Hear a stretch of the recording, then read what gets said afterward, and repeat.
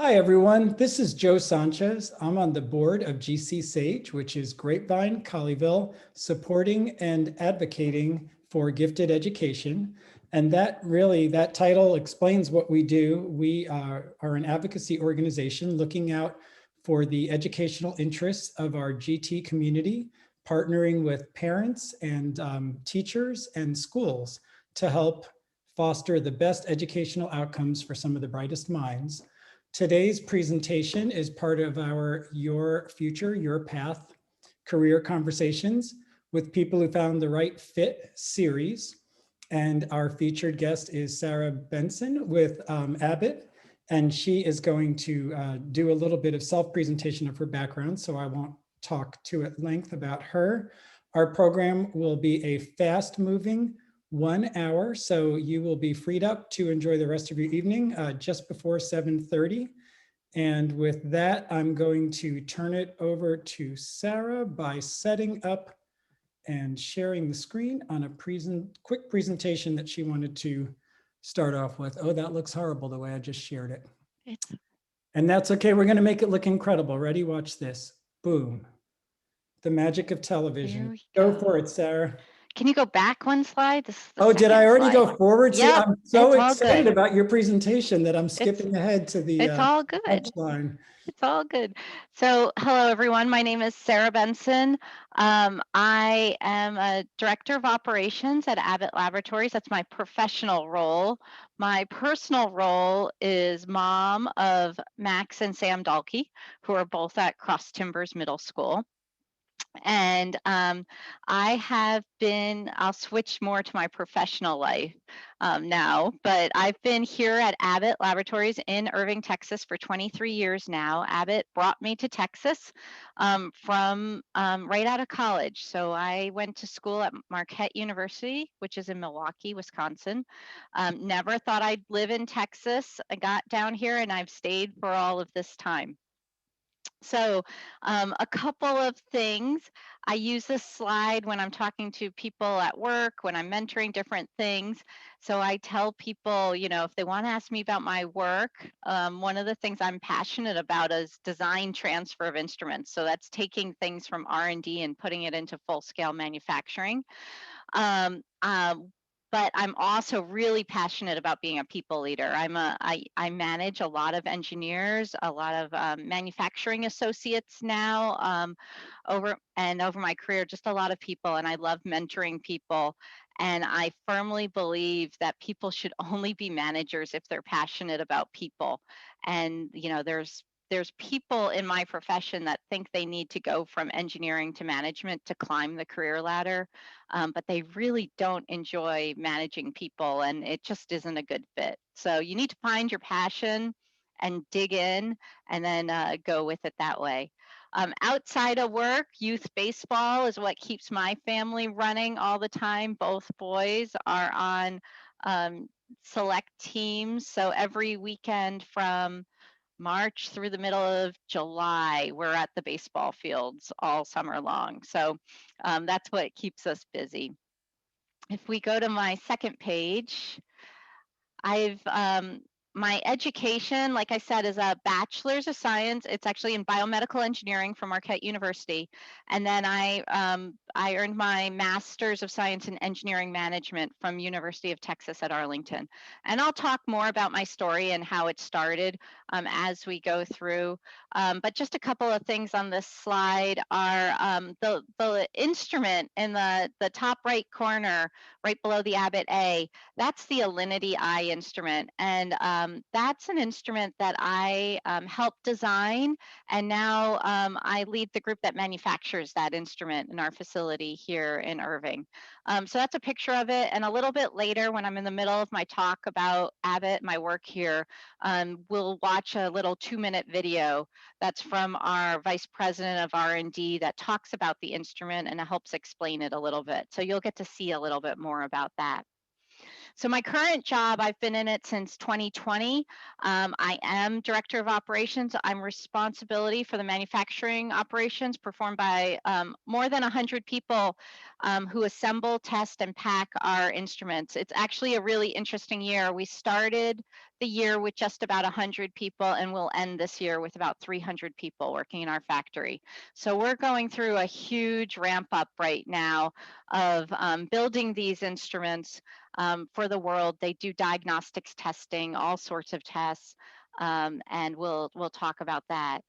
My previous positions here at Abbott have all been in both R&D and operations. I've been director of engineering, both in R&D and operations, so both research and development and sort of sustaining engineering while the instrument is on market. I've been a systems development manager for automation and informatics, and that's working with some of our partners, and we'll talk about that a little bit more. And earlier in my career, I'm going backwards this way. I was a supervisor, I was a manufacturing engineer, and I was what's called a systems integration specialist. So Joe, if we want to just switch to the screen when we can see people, and then we'll come back to the video in a little bit. So Joe and I talked before it, and we thought that what we'd do is I would just tell you guys my story and what I did over my years, how I decided to become an engineer, how I got interested in it, and now what do I do now? And my story really begins back when I was in high school. I went to school in the state of Maine, and when I was between my sophomore and junior years I think it was sophomore, it might have been between my sophomore and junior years, I was nominated for a internship program that we had for high school students, and they placed the students at research institutes around the state, and I was placed at the Maine Medical Research Institute, and my job for the summer was to try to push DNA externally from a cell into a cell and keep the cell alive and not have it explode in the process.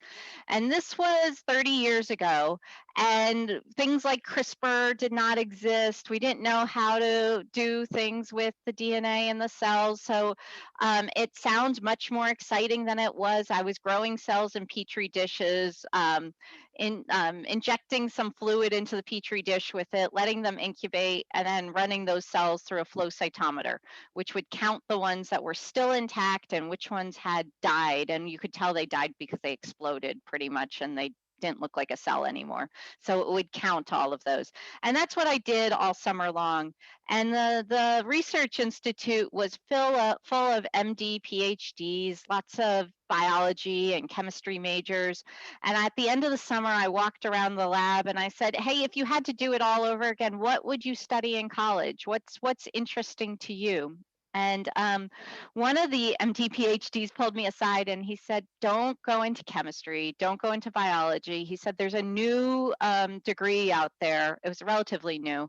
It's called Biomedical Engineering. There's not a lot of bachelor's programs at that time. There's a lot of master's programs. But if you can find a bachelor's program to get into, he said the benefit of biomedical engineering is you get all of the basis for medical school. You could go on to grad school, but with an engineering degree, you can almost always find a job right out of college too. If you decide that advanced degrees are not for you and that's not fitting your life or you don't want to do it, it opens up many, many more options to you.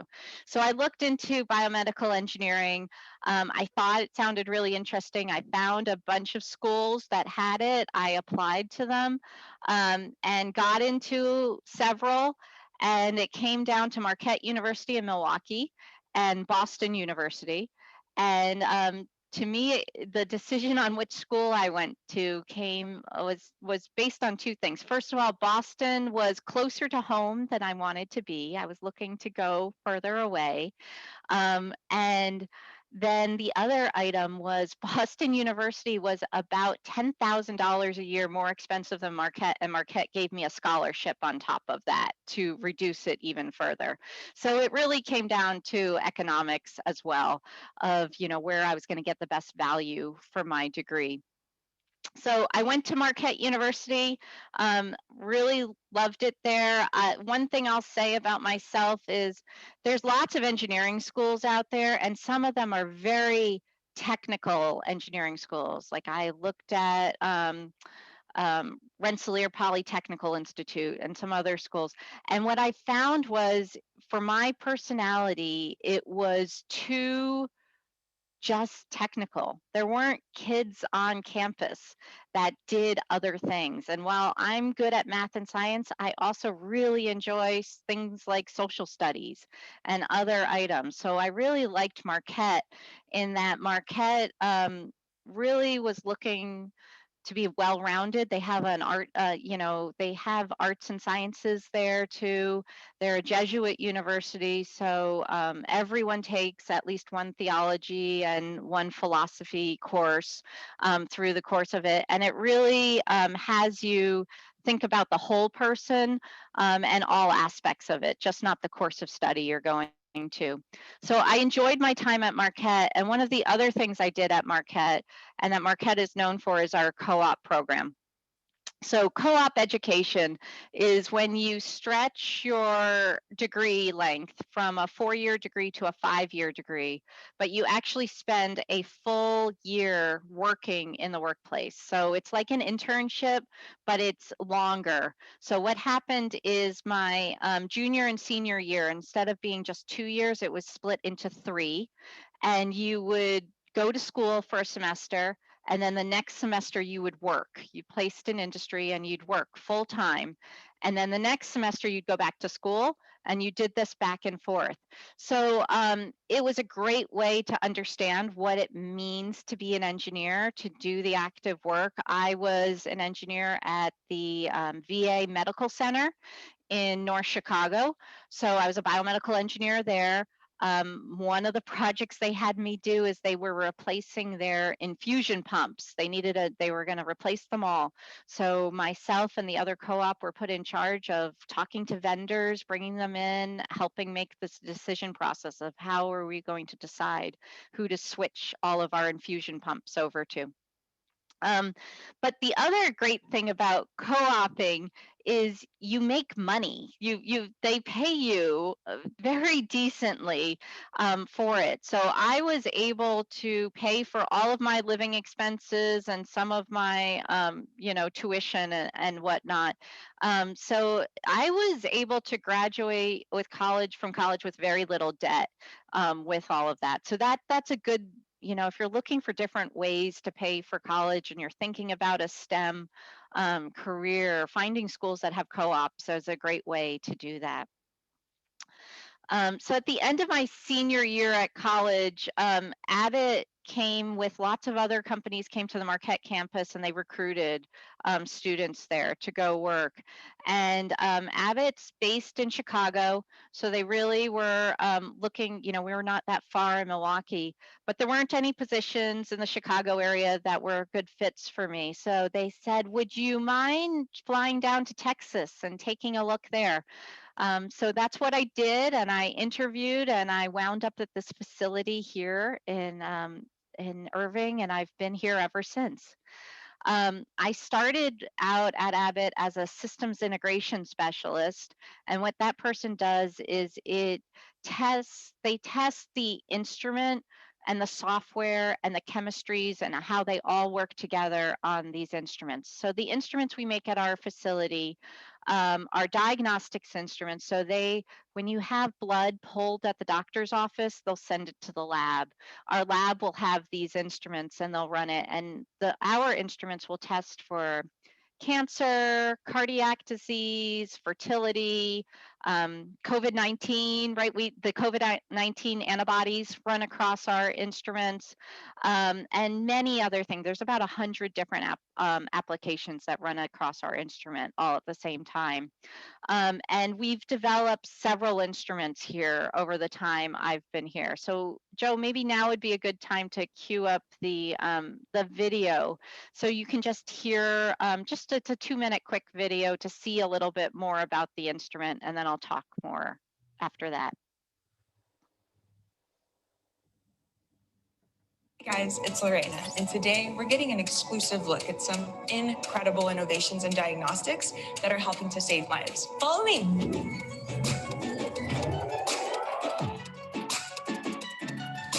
Lorena, very nice to meet you. Nice to meet you too.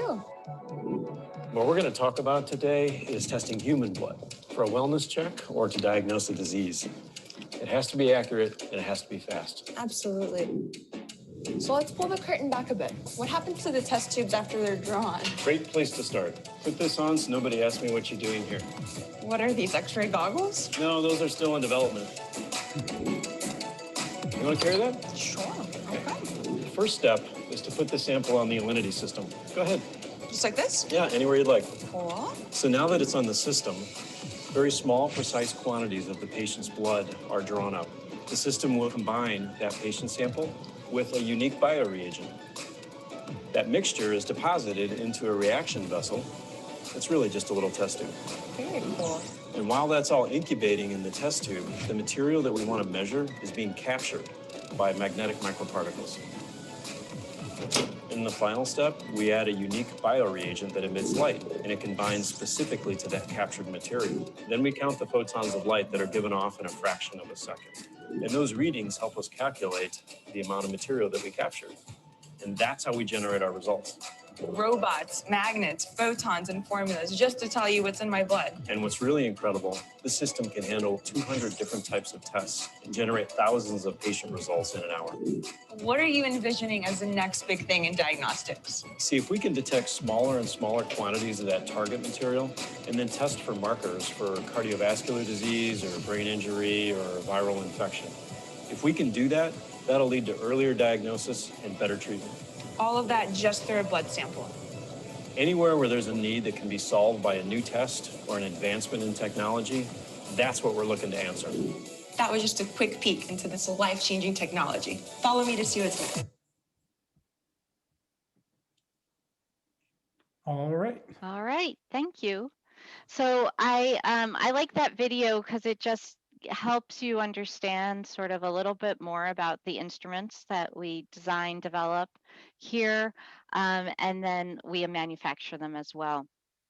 So when I started my career here as systems integration, what you do there is that instrument that you just saw, you're pretty much just running that instrument every day, making sure that the results come off the way they're supposed to. And when they don't, or you run into a problem, then you're part of the team that comes together with the design engineers, the system engineers, the manufacturing group, and you figure out what the problems are and how to solve them. Um, and that's when I talk to my folks at work, I'm like, that's what we do as engineers every day, right? Our job is to solve problems. And the interesting thing is there's lots of different jobs that you can do as an engineer. I've done, like I said, systems integration there. I've led design engineers.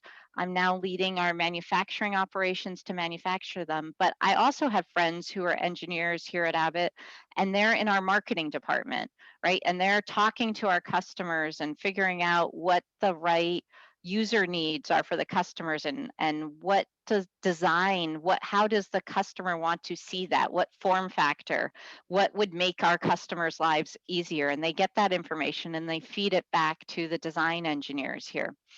I have other friends who are engineers who are lawyers, right? They defend our patents and they help us create patents and do that. And I have friends who are engineers who are in technical sales and technical support in the field. So I think often people think engineering and they have just one small view of what an engineer is.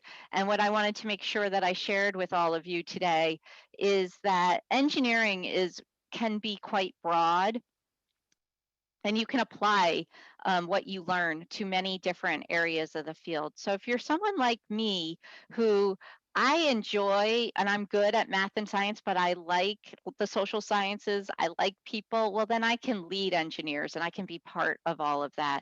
If you're the type of person that you really like getting into the nitty gritty detail of how something exists and you want to dig into that, you can be an engineer that's working, more individualistically, by yourself more often. But often you will still work with others, but you can really dig into one specific area.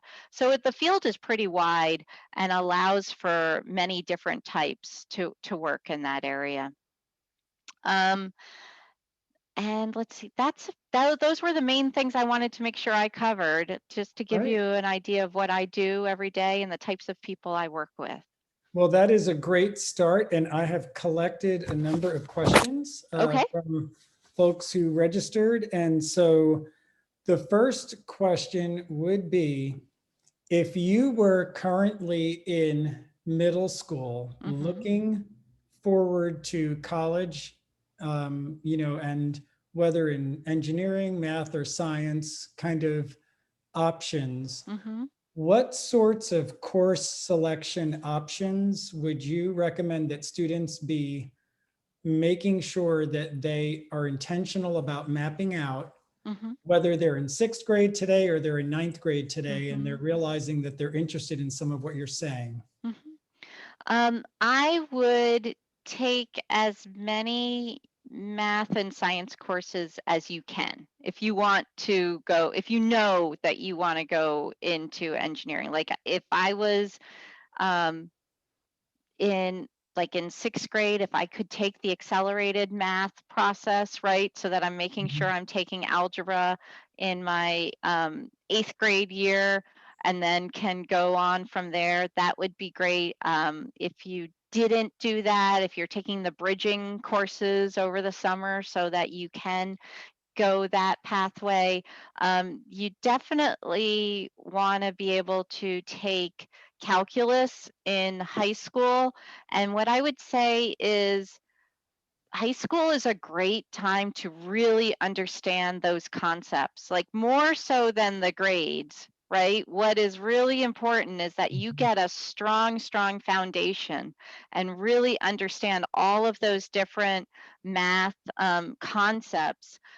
Often colleges will still have you retake calculus in college, but it makes your freshman year a little bit easier because you have those concepts and then you're just really enforcing them in college. The other thing is, like, as a biomedical engineer, I had to take physics, biology, and chemistry courses, organic chemistry, multiple types of chemistry, multiple types of biology, multiple, physics.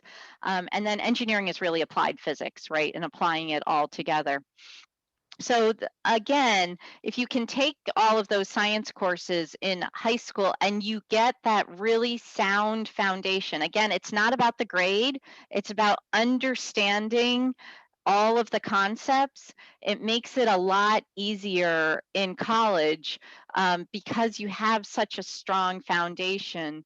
The work goes really, the coursework goes very quickly, and you're building on what you already have versus trying to learn it for the first time. All right. What about getting a little more granular, specifically biomedical engineering? Hmm. What are any specific classes that you would really hone in on, just to even know, is this something I might be interested That in? you're interested in. Um, I think that taking, if you take a biology class and you're really not that interested in it, or you're not as interested in the human body, like you get all that in biology and it's just not quite your thing, Yeah. then biomedical engineering probably is not the right one for you. If you take, but let's say on the other hand, you take a chemistry class and you think it's really interesting. I have friends who are civil engineers that they specialized in water management, both Mhm. wastewater and the clean water. How do you clean water to both bring it in to coming out of your tap, and then once you have wastewater, how do you treat it when it goes out the other side? There's a lot of civil engineers that work in that area. If you find Physics is really interesting. Civil might be another good specialty for you if you're talking about building roads and buildings and things like that.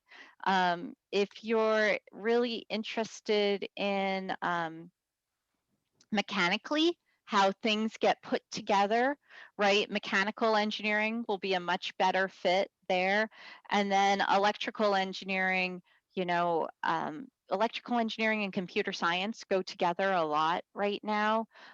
So, you could go either way with that if those computer classes are what's really interesting to you. And honestly, once you put it all together, if you think about the things you use, the instrument that you just saw on the screen, it all comes down to systems, Mm, right? So it's how does the mechanical work with the electrical, and in my case with that system, with the chemistry as well, and how does that all fit together? So, we, as you, if you're an engineer and on the design side, you may find as you progress through your career that you end up being more of a systems engineer, which is how do you pull all that together?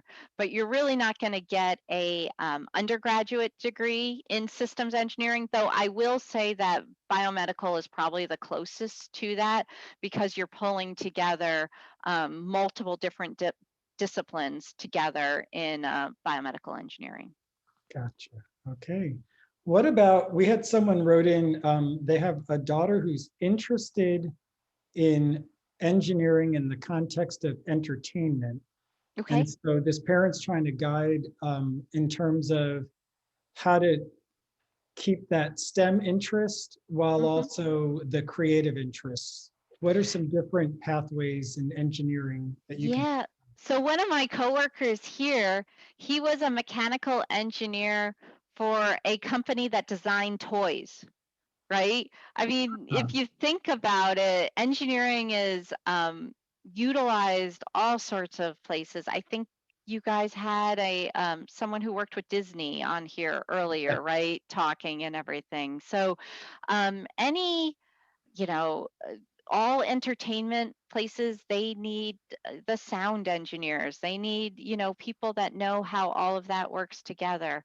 And I think it's great if you can combine where your passions lie with engineering, and because it's utilized almost everywhere, right? To solve problems and to work your way through it. And like I said earlier, I have, friends who are in marketing that are engineers, and that's really creative too, on how do you pull all of that design together, and do all of those aspects as well.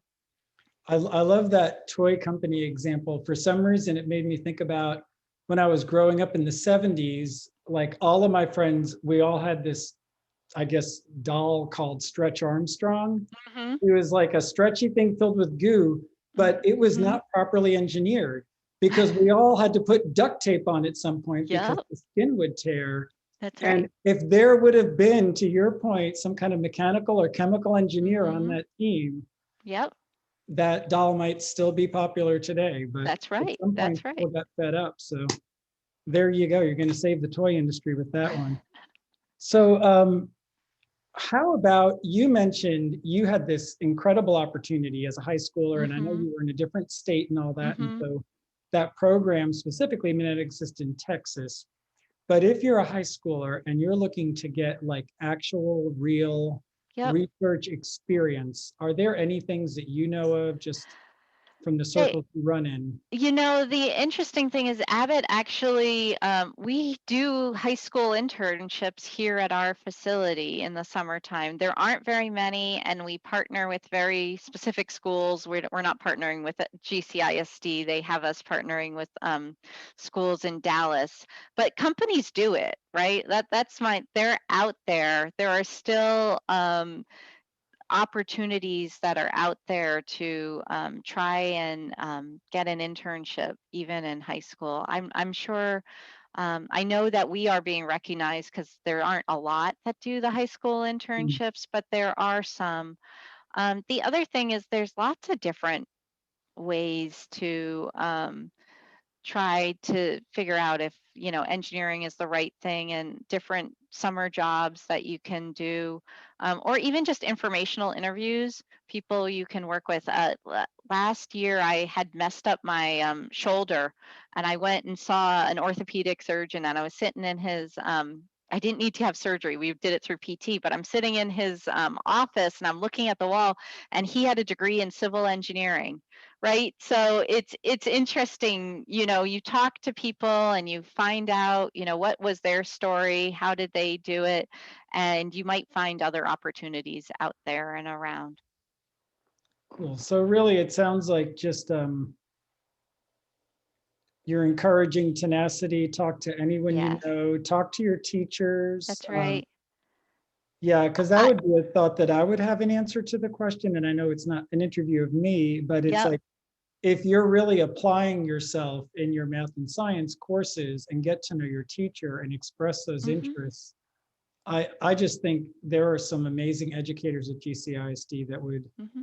do anything to find those kinds of opportunities for And students. actually, that's how I got my internship in high school, right? My biology teacher pulled me aside and said, "Hey, the state is starting this program." We were in the inaugural year, and I think you'd be great at doing this. So why don't you go and apply and see if you can get in? So that's exactly, Joe. That's a really good point. That's exactly how I got that internship. So the guidance counselors probably can help you, the teachers can help you, they all have connections too. So you talked a little bit about how you went through a trade-off process when you were looking at Mm-hmm, Boston or mm-hmm. Marquette. What are some things for students specifically interested in engineering and science type degrees? What are some factors that students might want to have in their decision set when they're looking at colleges? Well, if you know what type of engineering, if you understand that different schools will have different strengths, right? So you want to look at that. You always want to make sure you're going to an ABET accredited school, AVET, and I forget what it stands for, but ABET, and most engineering schools are, all the big ones you'll hear about, most of them are ABET accredited, but you want to make sure that you do have that. And then it's looking at things like, are you interested in co-oping? Or maybe you're interested more in research, right? So does that school let undergrads participate in the research or not? Or is it mostly just the graduate students that are doing the research, if that's something you're interested in? Who teaches the classes and how big are they? In any engineering school, your freshman year, you're probably going to be in gigantic classes for calculus, biology, chemistry, all those introductory classes. Marquette's a medium-sized school, but even there, it was a lecture hall with 100 people, and you're in there. Now, once you get into your engineering classes, you're in at Marquette, you're in a class of more like 20, right? And it's smaller, but figuring out what type of learner you are, and do you do better in big environments or smaller environments, and that could influence which ones that you pick as well. Um, and then, if you are interested in, um, postgraduate academics, some schools have BSMS programs where you can graduate in 5 years with both a bachelor's and a master's. If you know that's something you're interested in, you can look into doing that. There's some schools out there that have medical schools associated with it. If you're interested in being, first in engineering going into medical school, does that school have an early acceptance or direct acceptance into their medical school? So it's really understanding all of those things. And then the other thing is, if you just know you're generally interested in engineering, but you really don't know what type, how does that school work in that environment? Some schools want you to um, state what your major is and go from the beginning. Other schools have like introduction to engineering classes that you'll take your freshman year, which is has like lecture and lab, and you try out all the different types of engineerings. Everyone goes together through it. So Marquette had that. So you get a chance to try all of them out and then decide by the end of your freshman year what your major is going to be. So it's really seeing who you are and what your interests are, and then how does that line up with the colleges that you're interested in. Cool. We've had some questions here on the chat. So Okay.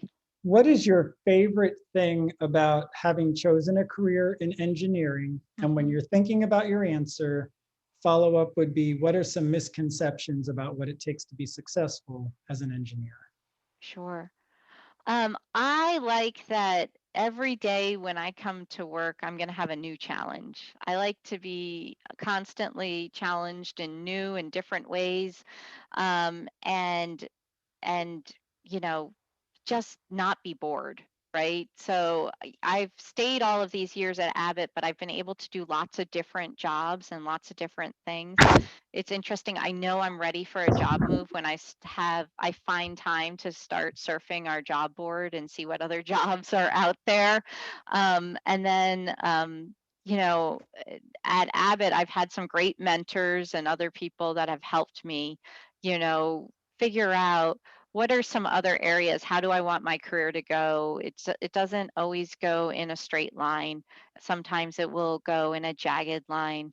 And I think that when we talk about, you know, misconceptions, I think that some people have a misconception. They have in their head very early, this is what my career is going to look like, and it's going to take this one path. Um, and and then it turns on them, or it doesn't work exactly as you expect. The other thing we find is, because Abbott has such a strong program of feeding people through internships and then into programs here, we get people who had an internship in high school that led to an Abbott internship in college, that led to an Abbott entry-level job into what we call our professional development program, which is sort of a rotational program, and you get to try jobs all over the company. And then they're 25, and then they're in Abbott, 27, somewhere in there, and their whole life, everyone has told them what their next step is going to be. It's been, you're doing this internship, and then you're doing this internship. And they never stopped and thought about, well, what are all the different opportunities I have? And they get a little bit lost. And we have to work with them and say, there is no one right direction. There is no one right way to go about this. You got halfway through and you've learned about this field called human factors, which is how do people interact with the instrument or interact with software, and you're interested in that and you never did anything in that before. Well, that's okay. You can go and take a job in that group, or you know, take a job in a different group. And to grow in your career, I find it's, for my career, going up and leading in this company, it's been helpful for me to have jobs in multiple different areas and know multiple parts of the business. I talk about people movers, escalators, and elevators when I talk to people, and some think I'm going to go straight up in an elevator. I'm going to be, you know, I'm going to be this type of engineer, and I'm going to get a promotion straight up, and then I'm going to be the manager, and I'm going to keep going up. And what I tell people is your career will stop at a lower floor if you go straight up in an elevator, and you'll get to a higher level floor a little bit faster, but it'll stop on floor 5 and not go all the way up to floor 10. If you don't take those lateral moves in your career and go and try different things, and what I find is, do those people movers, they'll lead to escalators, which get you even more because you're going up and over. And you'll land much higher up in the organization than if you just went straight up and did the same thing over and over again. So be open. You know, people sometimes aren't open to change and trying different things, and I think it's really helpful.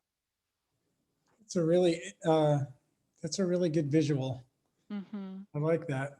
So what are some lessons you took from your engineering training and your initial roles that helps you with your role now overseeing operations with so many hundreds of people and all that? So when I was first starting at Abbott, I told you I was in the R&D team, and we were trying to launch an instrument, and it launched within the first year of me working there. And it wasn't an easy launch for that instrument. That instrument had a lot of problems. And we were having to spend time at the customer sites, and a lot of people were going out and supporting it. And I learned more from all of those missteps and things, the troubles that we went through. And within 6 weeks of me graduating college and working for Abbott, they had me on the road at customer sites, and being in the customer labs and seeing how they used the instrument and the frustration they were having, the promise they saw in it, that we had some issues with the instrument that didn't quite deliver all the way, and seeing that they were so excited about the promise but disappointed in the execution, really is something. It didn't help me lead hundreds of people, but it impacted me that I take every day to work now here, of how do we do our jobs excellently, and how do we think about what we're going to be doing through the eyes of the customer every day, and how do I not get into my silo of just how many instruments can I get off my production line, Yeah. to how can I get the really good product off my production line and to my customers, and what is that impact on them if we do make a mistake, and how does that impact them? And I really try to work with my teams so that they understand that viewpoint. And it's something I've taken throughout my career, and anytime I can get people on my team out to the customer, which unfortunately with the last year with COVID, we haven't been able to, but any time we can, we just learn so much by talking with the people who use it. And I think one, overreaching learning with that is, it's funny, I was also talking to some of my assemblers on the floor, and I was talking about our manufacturing engineers, who put the instructions together that they use. And I said, you're the one who uses these instructions every day. I need you to speak up when the instructions don't work for you, when you don't understand it. As engineers, we get in our minds that we know best because we designed it, because we put it together, because we went to school for enough years and we have a degree after our name. But we aren't the ones who are building it day in and day out, over and over again. You know more on that specific little widget, of what works and what doesn't work. I need you to partner with the manufacturing engineers to make sure you tell them, right? So I think, going back to early in my career and everything, that learning about the customer, learning from the people who use it, and then carrying it across to every aspect of how we problem solve, to have the end user in mind when we're problem solving and what matters to them, is what, I've taken and used throughout my entire career in many different ways. Cool. Another question that I had actually, you mentioned to me earlier today that after this, you'll have a call with Japan. Yes. So many people who are watching this are aspiring to the sorts of careers that nowadays there's very few careers that aren't international careers. Mm-hmm. So tell us a little bit about what's it like to be really a leader or even on a team and Mm-hmm. in an international kind of dynamic where people are in different countries delivering success together. Yeah, it's gotten a lot easier with all the technology tools and everything than, much earlier in my career. I was working with Italy all the time, every week, where I had a group over there that we were working with. And WebEx didn't exist at the time. And we Mhm. were doing everything over just conference calls, audio conference calls. And you would send files over and you would say, okay, so now go to page XYZ and see in this corner, right? So the tools we have today with WebEx, with screen sharing, and we've had it for so many years now, I forgot until you asked that question, what was that like and Mhm. everything. So it's gotten a lot easier as technology has advanced. And that's probably one thing this year of COVID has done. It's helped all that technology move even further down faster than it was before. But the other thing about working with international teams is culture is so different in all sorts of different parts of the world. Like I know when I work with people in Japan, I have to ask the question of myself and of them in a respectful way. Are they saying yes, meaning yes, I understand the words that are coming out of your mouth and the concept that you were saying, or are they saying yes, I agree with the statements and the what you're suggesting, how you're suggesting we should move forward, and we are in agreement on a path forward, right? So I know that about the Japanese. I know with my Italian counterparts that the culture there is much more the company we worked with was much more innovative and fast paced than Abbott. But I also know that because they were innovative, they would push us along farther, which we loved and helped us get out technologies that were really interesting. But I also knew that we had to do extra verification because they wouldn't think through all the risk consequences. Mm. And part of what our job is, even though I tease us at Abbott that we're like a slow aircraft carrier, turning, and it just takes forever. But what we will do is um, we will make sure that you get the right result, right?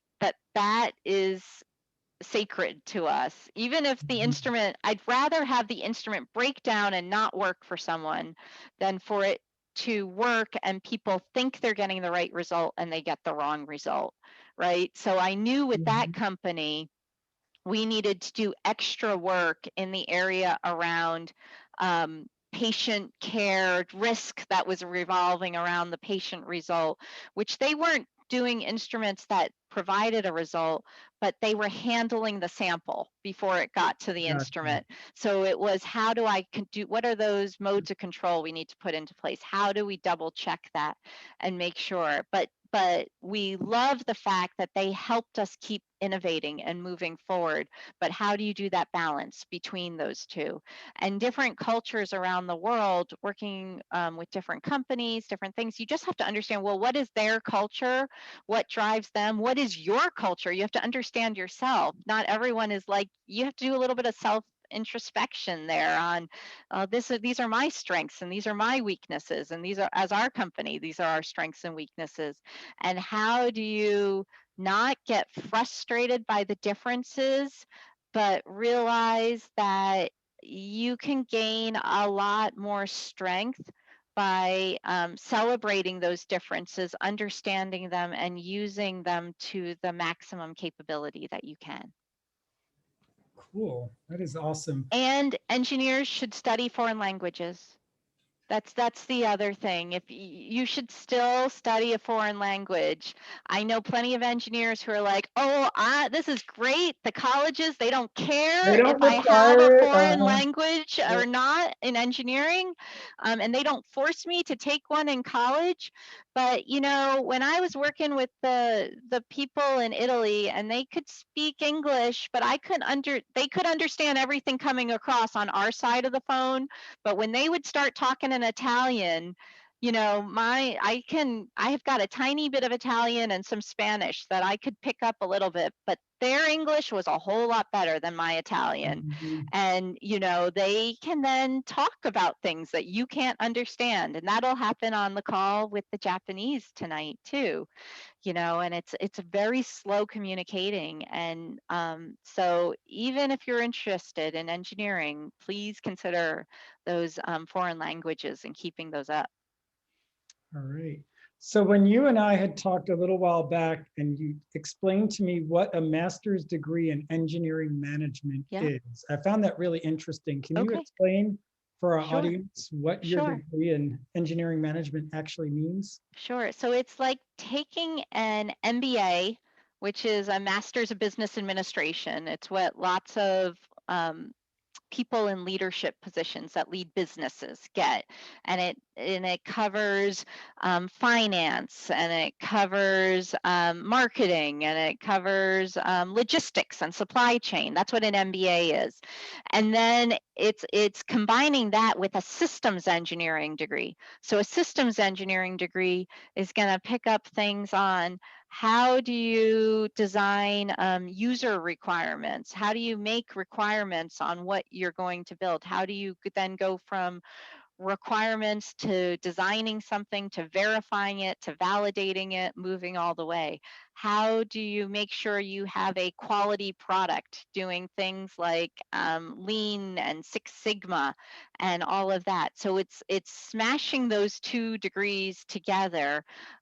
So I consider it a business degree for engineers, so that way you know how to lead an engineering or an operation, like our operations gets technical on how to assemble the instrument, and you need to know how to troubleshoot it and things like that. So it's a good degree to mesh all of that together in the field that I'm in. That's awesome. So that again is a master's degree in engineering management for anyone who's Correct. interested by what was just explained. And we have 5 minutes left that Okay. I'm going to leave for open chat or open mic. If anyone has heard anything or has any questions that weren't covered, this is kind of your golden opportunity. We'll try to entertain one or two of those. And if you're normally shy, don't be shy. This is your opportunity to get your questions answered.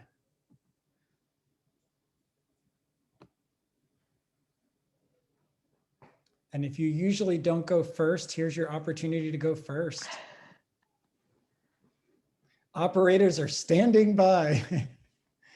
So, well, while we're waiting for that question, I do just want to thank you for investing this time with us tonight. It's been really awesome. I've learned a lot.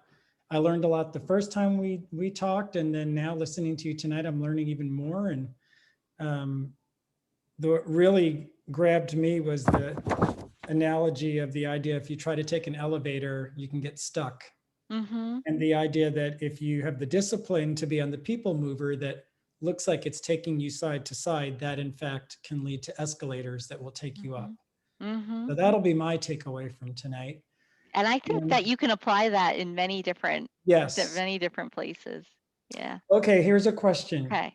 How would you, I have two quick questions, and these will be Okay. the last two questions we'll answer. How would you briefly describe biomedical engineering, and is it worth pursuing a PhD degree in engineering?